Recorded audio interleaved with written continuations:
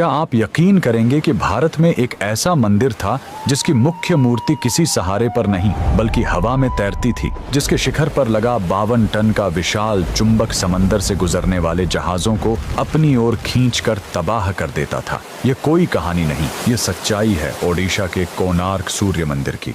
13वीं सदी में राजा नरसिंह देव द्वारा बनवाया गया यह मंदिर पत्थरों पर उकेरा गया एक विशाल रथ है। इसके 24 पहिए आज भी समय बताने वाली सटीक धूप घड़ी हैं और 7 पत्थर के घोड़े मानो इसे आसमान में खींच ले जाने को तैयार खड़े हैं।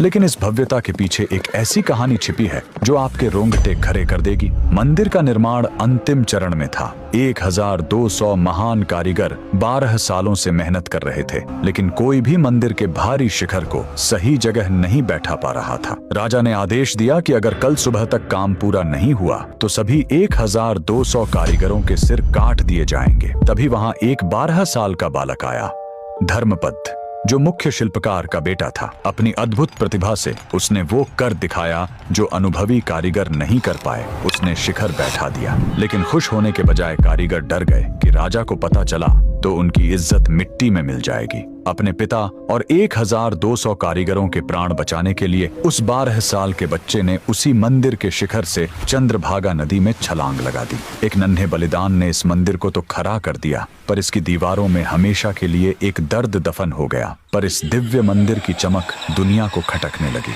16वीं सदी में आक्रमणकारी काला पहाड़ ने इस पर हमला किया, मूर्तियों को खंडित किया और मंदिर की पवित्रता को नष्ट करने की कोशिश की। नाविकों ने भी अपनी सुरक्षा के लिए उस विशाल चुंबकीय पत्थर को हटा दिया, जिससे मंदिर का संतुलन बिगड़ गया और इसका मुख्य हिस्सा धीरे धीरे ढहने लगा।